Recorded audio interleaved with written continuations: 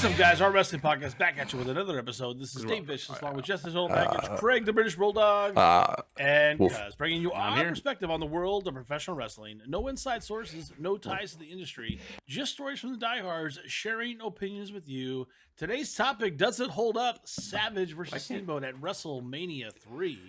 For audio fans, give us a listen on Apple, Spotify, SoundCloud, iHeartRadio, Stitcher, and Google Podcast, or watch our videos on YouTube at Our Wrestling Channel. On social media, can you give us a follow on Instagram or Twitter at O.W.P 2019, or on Facebook at Our Wrestling Podcast. Dave, little known fact: people waited 6 hours to get into the Silverdome for WrestleMania 3. It was actually papered attendance. There was only 20,000 people there, and they papered 8,000. This is Brendan Fraser. It's just you can go look it up yourself. You could go to the. Dave Meltzer's just another reason to get off. This is Brendan Fraser coming in as Dave Meltzer's voice. That's like. Brendan Fraser could play Dave Meltzer in a movie. This is Brendan Fraser. I'm coming in as Dave Meltzer. Fair enough. That AI's got you. Macho Man. No, so we're in. What are we doing? We're in the march to WrestleMania right now, and so this is an easy thing. I'm going to say, does it hold up? We're doing another edition of Does It Hold Up? So where we watch a match that's talked about or remembered fondly from the past. It doesn't even have to be from WrestleManias, but we're doing a WrestleMania theme one this time. And so I just said, you know what? I'm going to go for the Big Daddy. I'm going to go for the big one. Does Macho Man Randy Savage defending his Intercontinental Championship against Ricky the Dragon Steamboat from WrestleMania 3 still hold up? Now, you might say, of course it does, Jess, but you don't know until you go back and watch these things. A lot of years has passed. 35 years, Jess, 1987. I was going to say 8 years ago, but I'll go with 35. It feels like it was only 8 years ago. But because our fandom really is around this time. This is when we all started kind of watching wrestling around this time. Cuz a little bit later, because he's just a baby. But yeah, this is the first match like of a WrestleMania match where people are like, wow, like the common thing coming up to this point was, you know, Vince had clearly taken the promotion to more of an entertainment stance. Crockett promotion was still going towards like hard-hitting, realistic-looking kind of wrestling and a little bit more reality-based storylines and stuff, whereas, you know, Vince here by 87, and this was the event, WrestleMania 3, that really made the other promoters go, oh, he's got us. Like, there's no, you know, I think everyone kind of felt it coming up in here, but after WrestleMania 3, you talk to a lot of people that were working elsewhere at the time. When they saw WrestleMania 3, they're like, yeah, we're fucked. Yeah, we can't do that. We can't do that, and we can't, you know, the popularity, the national reach that Vince and Hogan and all them had, like here, was just unmatchable. And then you started developing stars like Savage, and Piper was already kind of huge at this point and stuff. It's just, it really wasn't fair. Jake Roberts was only getting rolling here as a face, by the way, like at WrestleMania 3. So there was just... There was so much like great stuff ahead of them at this point. So this was the event that everyone talks about. I consider this the real WrestleMania 1, if that makes any sense. Like, to me, WrestleMania 3 got it right, and then they kind of set the stage for what Dome shows would be later. You go back and watch this show, it's still awesome to watch. And really, there's not a terrible match on the card. It still holds up. But I want to know, damn it, this Intercontinental Championship match kind of set this pace for that's the workers' title, even though it was kind of already regarded that before. Especially this match really put it out there, where if you didn't like WWE, you saw this match and you were like, well, I like that. Like it was kind of almost like Savage and Steamboat were allowed to appeal to the actual wrestling fans that liked the stories that you could tell in the ring with good physical activity in there. You saw a good story with Hogan versus Andre, but it's different with Savage and Steamboat because they were lighter and they were more athletic. But at the same time, they were able to give the wrestling fan, they scratched their itch, so to speak. And does it hold up? Because this was 1987. How many pinfalls we get, guys? Who remembers? How many pinfalls? 153. 83. How many? 23? 83. 83 weeks, yeah. Macho Man made the title seem so important that you believed... Like, I mean, I don't know. Some people may have believed that this was the main event. Macho had the belt for 414 days at this point. So, yes. The storyline going in. A lot of people don't realize that Honky only beat Savage's reign by like 2 months, maybe. Honky barely beat Savage's reign. Just to give a little background, the big knock on whether this match is the greatest of all time or not, or blah, blah, or in the pantheon of Mount Rushmore of either WrestleMania or whatever, is the fact that if you didn't know it, and you obviously couldn't tell, so that's what my evidence of like who gives a shit anyway. They planned move for move and rehearsed it over and over. You couldn't tell. for weeks or if not months, and everything was scripted, and every little beat of this match was planned. So the call it in the ring did not happen here. And for some reason, people feel that that's that negates the quality of this match, and I just think that's kind of bullshit. Yeah, no. So People are stupid if they think that. I don't think it does at all. And I almost think I improvise. You call it. You like to call it every mouth from mouth. I improvise. Keyboard that I never called it. We always call it. Give me some more whiskey. We never planned it. Yeah. Even though you end up doing that, right? So let's dissect that a little bit before I don't want to go too off on a tangent. So I respect calling in the ring, but also that was back in the day where those two people probably faced each other like every day for weeks, right? Yeah. So you're absolutely going to copy things. If you're wrestling someone for a month straight, you're eventually just doing that, learning the beats that work, and scripting the match. You're telegraphing the match. You're just taking it. So the last week of the tour, you're going to be totally rehearsed. You just don't I get it. They might do call an audible and do a different spot. Savage and Steamboat had one shot here, and I think that almost handicapped them. If the crowd wasn't responding the way they want, would Savage have wanted to call an audible? If you're married to a script, you don't want to deviate from it because you're telling a story based on that script, right? So if the crowd wasn't responding the way, thank goodness, the Pontiac Silverdome crowd responded, could have been fucked because they would have just continued on with that match, even if it wasn't hitting the beats with the crowd, and it would have looked funky. Yeah. Well, how often does that happen anyway, right? In other matches, and they just keep going. And if two guys could improvise anyway, like Flair and Steamboat matches and Macho and whoever, they could have done it if they had to. They would both have to get on the same page and say "fuck it" at some point. But they're both very talented and could have done it if what they thought was going to work. This stadium, right? They changed it up. Yeah, this stadium is not built like the modern stadiums of today. The noise is different in the Pontiac Silverdome, and you could hear when we'll talk about it. But when they go into the false finishes, there's a couple times where we clearly saw it was only 2, but the people in the top deck thought it was 3, and they fucking exploded. What a karate shot right between the eyes. This 90,000 punches gone bananas. No, his foot's on the rope. His foot was on the rope. Good call by Hebner, his first good call of the match. The Dragon realized it, still on the attack, down in the middle, 1, 2, and Savage comes out once again. All they had was those shitty screens that when the sunlight hit them, they couldn't see the replays anyway or what was going on. So the referee's count was late and traveling up, and people were like, "Oh fuck, that's 3," and which is also added to the moments of this match. The leading up to it, real quick. Basically, the way they set up the feud was Steamboat announced that he wanted to start challenging Savage for the IC title. Savage got really uncomfortable because that was Savage's amazing character at the time. He was perfectly insecure, and that was the Macho Man character. He was paranoid and insecure, and so he got really bothered when Steamboat called him out because he knew Steamboat might. Jess, let me ask you: is that one-dimensional? Oh no. Yes, very much, very much so. No, it's not at all. Savage was such a pro at being super confident in his ability, but when he got challenged by somebody, he's like, they might actually beat me, in his head, but then that makes him more violent towards. So he attacked Steamboat. He got on the top rope, or he put Steamboat on the outside, draped his larynx across the metal guard railing on the outside, and dropped a double axe handle, and then rolled Steamboat in the ring and jumped off the top rope with the ring bell. And for what people don't know, it was a square plywood with a metal bell literally screwed to the center of it so that they could ding it. So Savage took it and jumped off the top rope and rammed it into Steamboat's throat. Steamboat got stretchered out. They did these horrific fucking vignettes, by the way, which I'm glad they don't talk about that much. Of him trying to talk. He's like, hey. He was a bad actor. He was not good. Get him down from there, from the top rope. Down. Steamboat's grabbing his throat.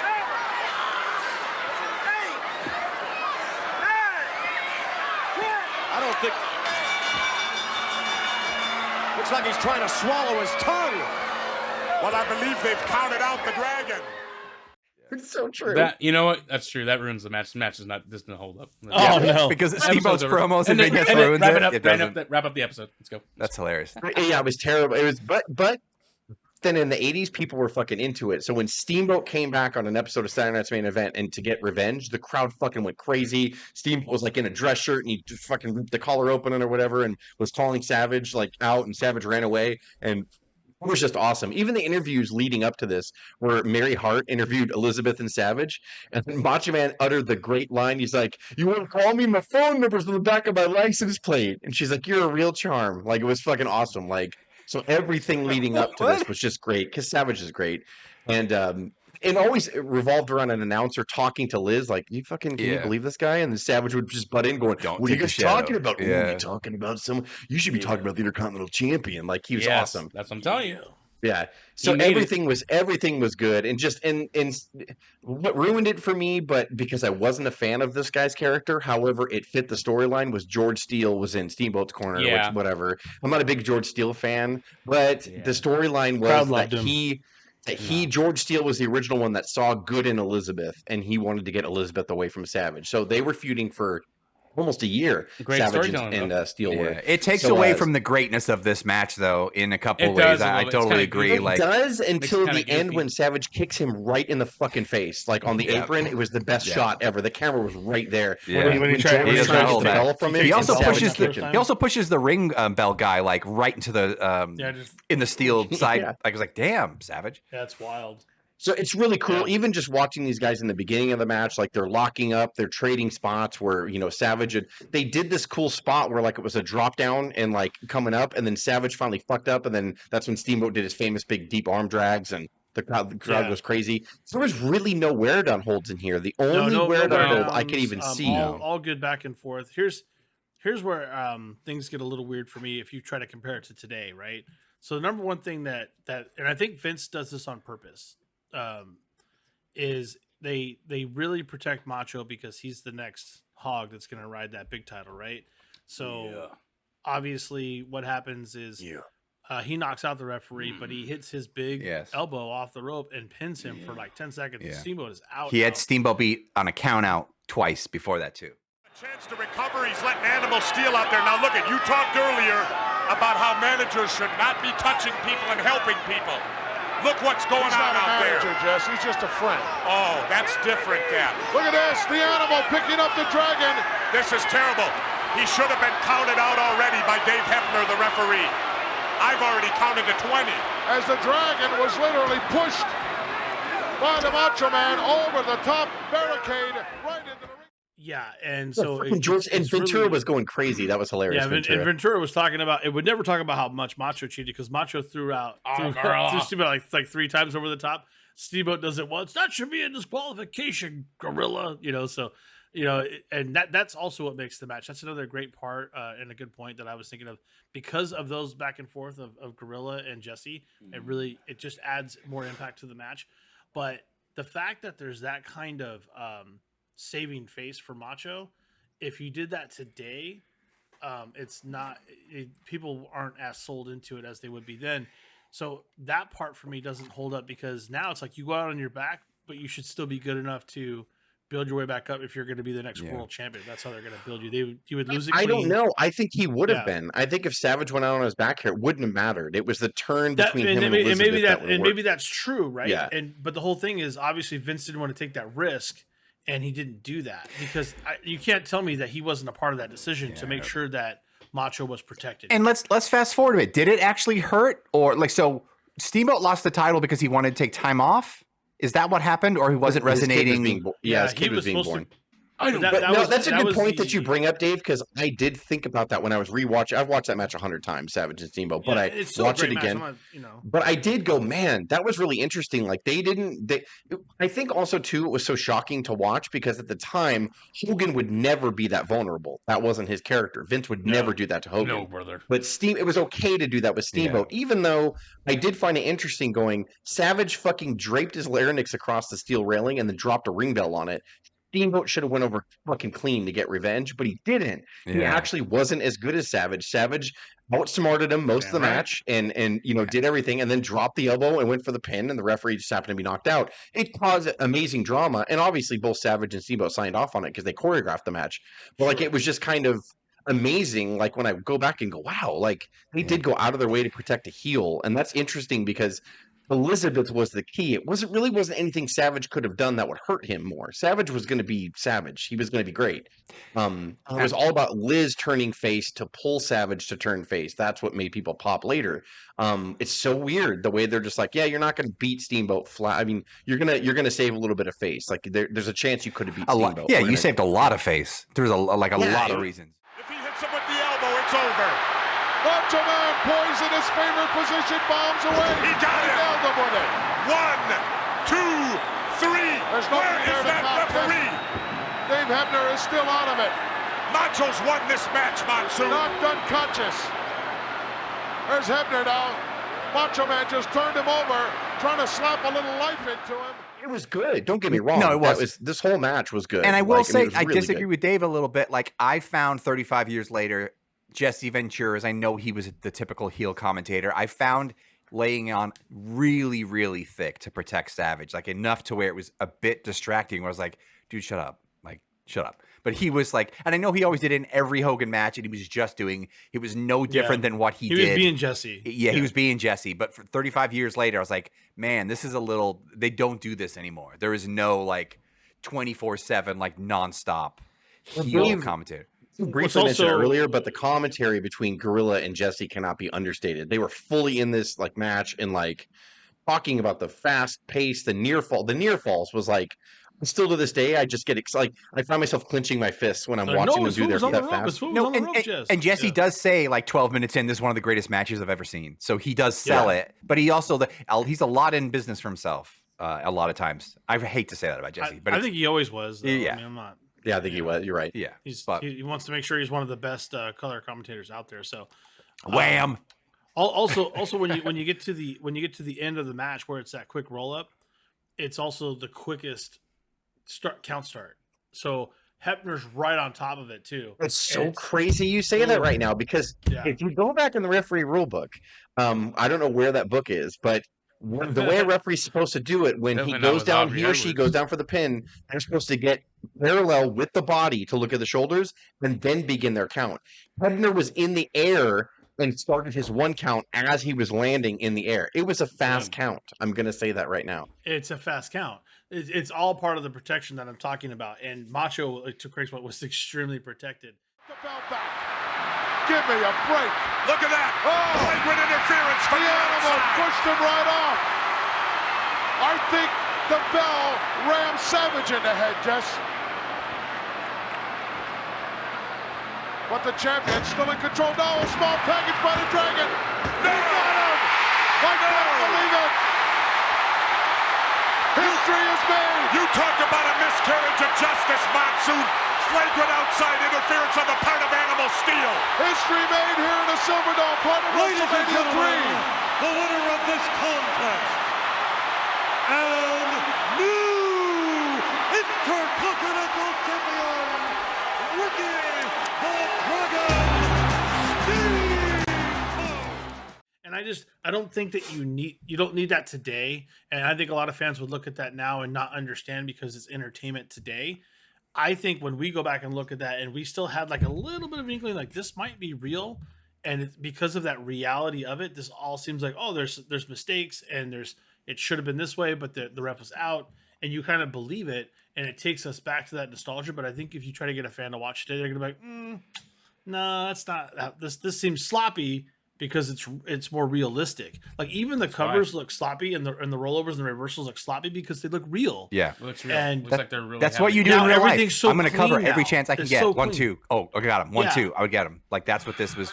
And by the way, what I was noticing too, these are when they are called false finishes, but they're not today's false finishes. Today's false finishes are ridiculous and over the top. Yeah. And if you noticed, Steamboat was kicking out like right after 2. Right. And the crowd was still in it because it was just 2 athletes trying to get the pin on each other.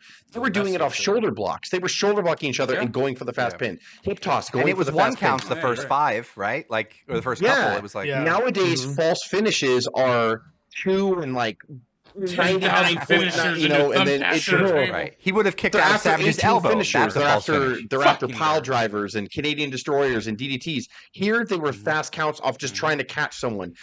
Savage would get a quick one, pull the tights real quick. You know, like one of the coolest ones that Macho did was he ran with Steamboat and got his larynx on the rope again, and he flew back. He flew out of the ring, got right back underneath, and slid it and covered him again. It was all like within a second.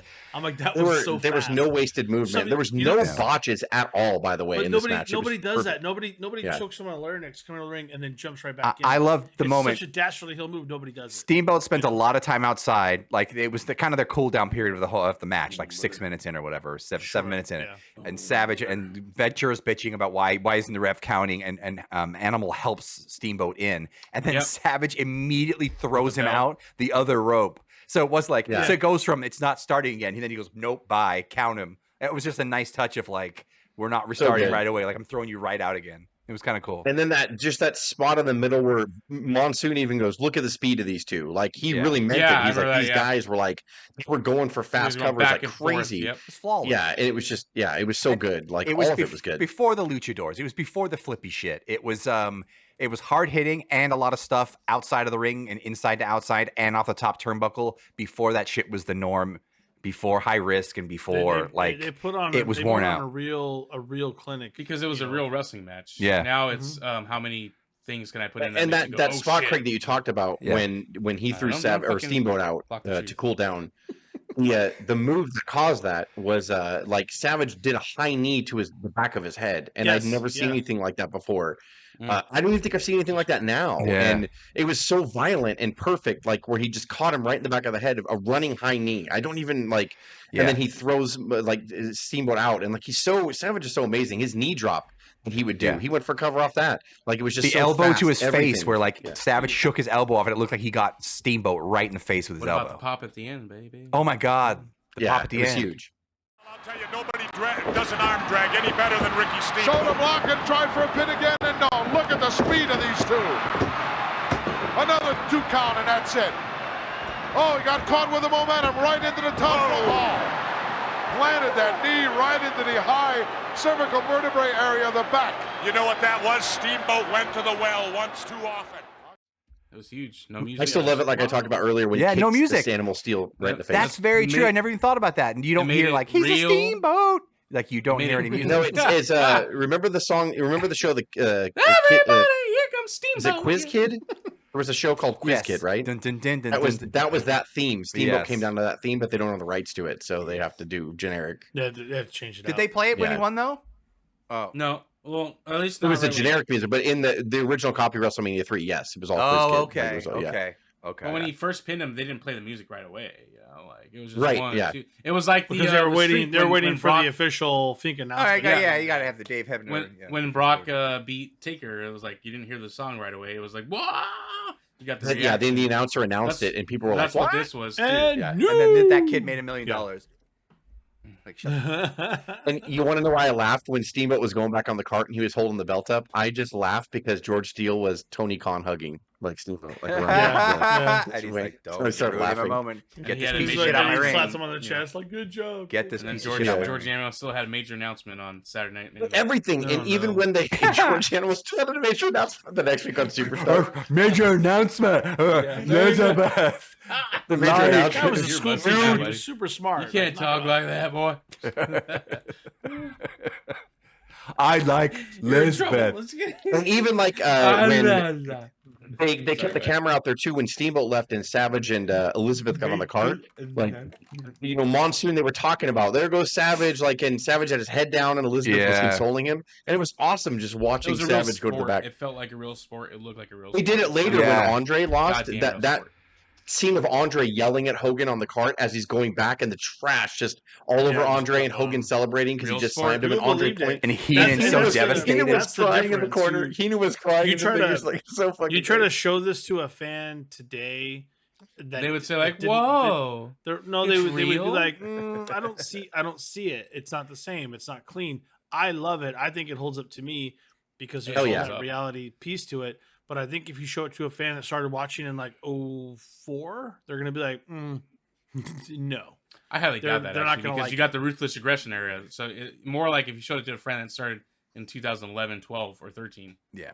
Because remember 2004, you had ruthless aggression was still era. pretty snug, So, yeah. but also it was snug, but everything was perfect in 04 to 06. If nobody you botched a move for 2 years, more realistic than what it is today. if you I know think it's about an it, exaggerated statement, but you know what I so mean. if you're a fan now, 35 years ago, I could understand you not getting that at all. And it would be the same as if we were watching 87 and 35 years ago in 1952, someone showed you a VHS of like Lou Thez with like an hour bullshit. Like Garbage. we would not, even the greatest match, would be like, what the fuck? No. That was 35 years. So that time now, I can understand if this is not your jam.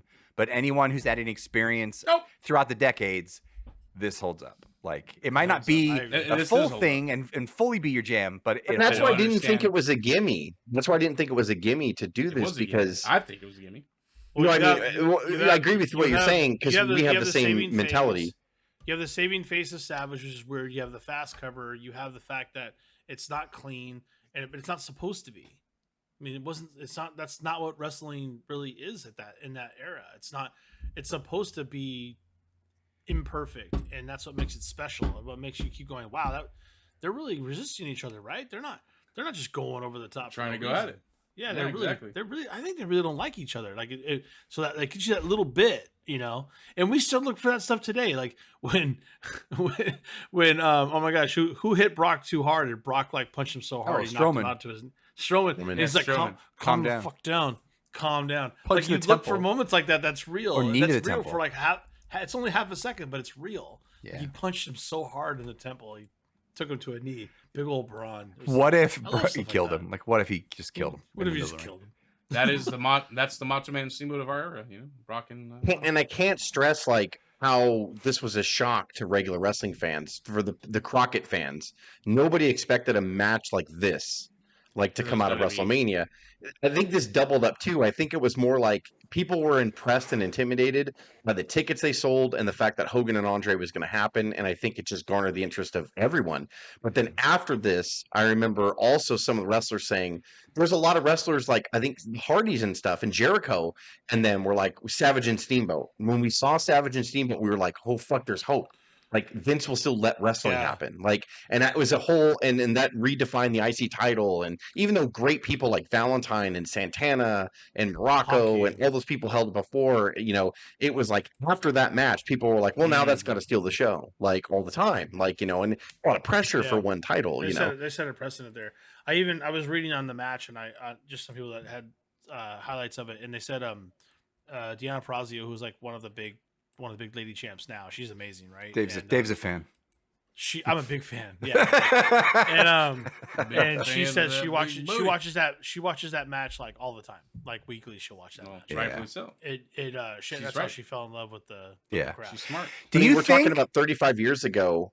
Would take 7 years for that match to be rivaled. She's probably not even 35, by the way. The next time the Intercontinental Championship would steal the show, would be WrestleMania 10. And it was a totally different match that you kind of almost can't compare it to. It's different. Chico. Yeah. What were you going to say, Craig? Sorry. Do you think at some point Vince knew it was special? Do you think they know what they were about to do and they were about to steal the show? I haven't seen any documentaries on it. I don't think they knew before. Did they? Yeah, I think after the fact. Like if you're gonna, it seems strange to so choreograph something so much beat for beat. No one has the time to do that on the night of, or unless you're trying something new and doing some loops and you're gonna finish up on a pay per view. Vince probably didn't even know it was like that. He was like, I trust you. That's what I'm thinking. It's like maybe those two guys knew it was going to be special and the only ones that knew. I have a feeling, and I don't know if this has been said before on podcasts or anything like that, but I have a real feeling that the person they ran it through wasn't Vince. It was Patterson. And Patterson probably put his pepper on it and go, why don't you just try this or do that? Oh, I think, oh my God, Steamboat, the way you kick out. Macho. Oh, the knee in the back, my goodness. Trying to do, guys. I'm crying. Look at me. I can't help but mention it's WrestleMania 4. I'll put something else in your back. Steamboat's coming down with his son right now, which Joe would despise. Joe would be losing his shit right now. Yeah, Joe's like, you're coming down with your son. Oh, yeah. Where's Joe? Oh, my God. He hated Joe. Hates Steamboat so much. He should call in. So Joe? yeah, to me it wasn't. I mean, it could have easily gone the other way. We could look at it and say, hey, you know what? From my childhood, I remember this match being good. But 35 years later, it's not. Whatever. But I still watch it now, and I get just as excited. And it is what I like. Man. It's what makes me happy. And it's about only wrestling 14 now. minutes. It's not 45 minutes. Not half an hour. It's a great match. I mean, it really is just a great match. That's all you can say. Throwing random shit to the wall Yeah. for you to go, oh shit, it's an actual legit match. I thought the thumbtacks didn't work, but that's fine. That's just me. Can you imagine? Like, I mean, really. Like this was just pure wrestling. It was fucking pure wrestling, and they didn't hit their finishers at the end until Macho didn't get the count, and then Steamboat hit his finisher. That's what made it better. Yeah. And he didn't kick. No false finish on a fucking elbow. Just a little roll up. Yeah, he did a little roll up, and that was about it. So it still holds up. I mean, a lot of people might say like, "Duh," but it could easily not. But I mean, you've got to go back and watch this match, and really, like, you obviously know how great Steamboat is, but I think a lot of people forget about how great Savage is, and I think that that's a crime. And I've talked about it before on the Macho Man 1988 year profile that we did on him. That WWE doesn't go out of their way to talk about him, and it really bothers me that they don't. Like, that is I don't true, know how you don't talk about Savage more. I don't know how you don't. Really, like, Macho Man is so great. Title, then they might mention him, but that's about it. I don't even know if they do anymore on that. Like, him. yeah, like he really should. Macho should influence the way his charisma and like his character, the way he was so into it. I mean, maybe because he was kind of neurotic in real life, but like he was just so great. Like he lived his gimmick. That was him. Don't take any attention off of me. Like, don't look at her. He patted his hair down when he got pissed off at the beginning of the match. We didn't talk about where he kept leading Elizabeth away from George Steele on the outside of the ring because she wasn't in the right position. He was so bothered, like he stopped wrestling Ricky Steamboat in front of 93,000 people to be like, "I'm gonna move you." Like, and it just he was so good. And the way he matted his hair down because he was mad and angry, it was just like it's like not a psychopath, but it was just like this fucking guy that's like unhinged. Like, it was awesome. Like, everything he did was great. And Steamboat, of course, is the perfect white meat baby face. You can't beat him. I think it's psychopathic tendencies. I think that's it's great. Like, it was really good. It's the best thing. But still holds up to everybody. Dave, sorry, go ahead. For audio fans, give us a listen on Apple, Spotify, SoundCloud, iHeartRadio, Stitcher, and Google Podcasts, or watch our videos on YouTube at Our Wrestling Channel. On social media, can you give Jess a good solid follow on Instagram or Twitter at O.W.P 2019, or on Facebook at Our Wrestling Podcast? We've got a major announcement next week. Why is Brock Lesnar facing over? Is Vince McMahon booking again? Is Vince McMahon doing this? Idiots. Major announcement, cuz next week. Yep, major announcement on O.W.P next Tuesday. Next Tuesday. Gosh. Stick around.